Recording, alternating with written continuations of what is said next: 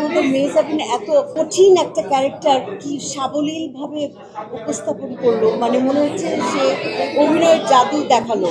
মানে আমি অনেক কষ্টে চোখের পানিটা মুছে এসেছি, কারণ আমার একবার কান্না শুরু হলে কান্না থামতে চায় না।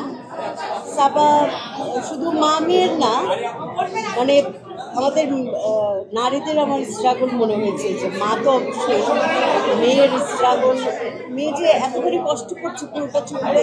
মাশাআল্লাহ আমাদের মেহজাবিন এত কঠিন একটা ক্যারেক্টার কি সাবলীলভাবে উপস্থাপন করলো, মানে মনে হচ্ছে সে অভিনয়ের জাদু দেখালো। মানে আর আমাদের পরিচালককে আমি ধন্যবাদ জানাই, একদম অন্তর থেকে শুভেচ্ছা জানাই যে নাচ গান ছাড়া এরকম রিয়েলিস্টিক একটা ছবি বানানোর সাহস লাগে, যে এটা কোনো বাণিজ্যিক ছবি না, যে ফাইটিং ছাড়া নাচ গান ছাড়া এই ছবি আমি বানাবো, সেটা দর্শক দেখবে কি দেখবে না। আর অভিনয়ের জাদু, প্রত্যেকটা শিল্পী অভিনয়ের জাদু ছড়িয়েছেন। লাইটের জাদু দেখেছি আমি, যে মেহজাবিনের চোখে লাইট করছে। আমাদের রোকেয়া প্রাচী আপা অসাধারণ অসাধারণ অসাধারণ, মোস্তফা মনোয়ার, আমাদের সুমন পাটোয়ারি ভাই, প্রত্যেকে অসাধারণ।